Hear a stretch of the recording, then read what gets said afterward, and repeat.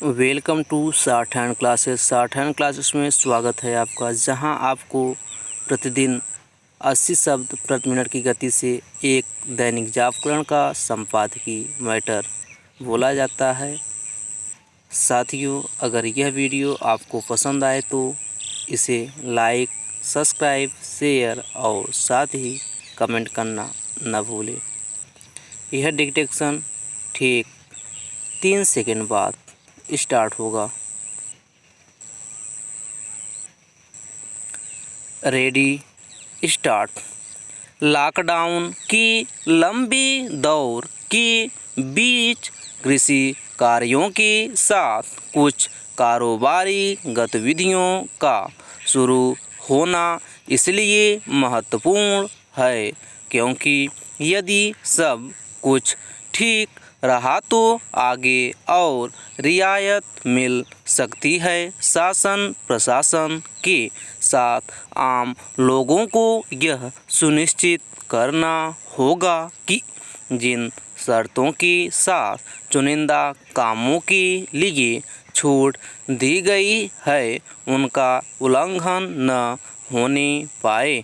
यह उल्लंघन corona virus के संक्रमण का खतरा बढ़ाएगा और उसके नतीजे में सरकारें छूट वापस लेने के लिए बाध्य होंगी। उनके पास इसके अलावा और कोई उपाय भी नहीं होगा, लेकिन इसकी अनदेखी नहीं की जा सकती कि कोई भी देश और खासकर भारत सरीखा विकासशील देश अधिक समय तक लॉकडाउन का सामना नहीं कर सकता।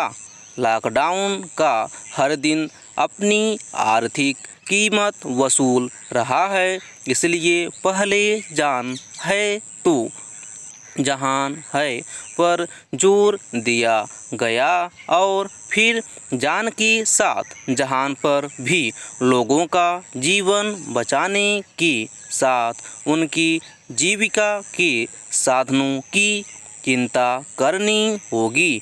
बेहतर होगा कि हर कोई यह सुनिश्चित करे कि आज से जो भी छूट मिलने जा रही है उसका दुरुपयोग न होने पाए।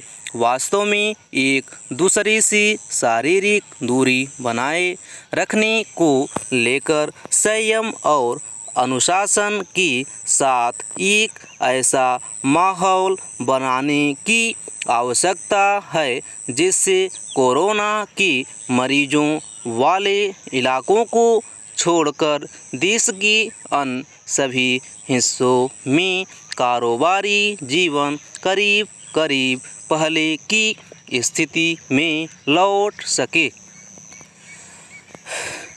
निःसंदेह न तो यह संभव है और न ही किसी को इसकी उम्मीद करनी चाहिए कि चंद दिनों बाद सब कुछ पहले जैसा हो जाएगा। फिलहाल यही लगता है कि देश दुनिया को एक अरसे तक कोरोना की साए में ही जीना होगा। ऐसे में उचित यही है कि नई जीवन शैली और साथ ही नए कारोबारी तौर तरीके अपनाने के लिए तैयार रहा जाए। प्रधानमंत्री ने अपने एक लेख के जरिए इसी ओर संकेत किया है। उन्होंने संभावित कार्य संस्कृति के कुछ बिंदुओं का उल्लेख करते हुए जिस नए बिजनेस मॉडल की ज़रूरत रेखांकित की है वह वक्त की मांग है। वास्तव में दुनिया को न केवल काम काज के नए तौर तरीके अपनाने होंगे बल्कि दक्षता और उत्पादकता को भी नए सिरे से परिभाषित करना होगा। इसके साथ ही उसे मानवीय मूल्यों के प्रति भी और संवेदनशील होना होगा क्योंकि यह वह संकट है जिसे मिलकर ही दूर किया जा सकता है। हर संकट कुछ अवसर भी लेकर आता है। इस संकट में भी कुछ अवसर छिपी हैं, उनकी तलाश में सभी को जुटना चाहिए। हालांकि इस संकट ने लोगों को घरों पर रहने के लिए मजबूर कर दिया है, लेकिन इसका मतलब हाथ पर हाथ रखकर बैठना नहीं होना चाहिए।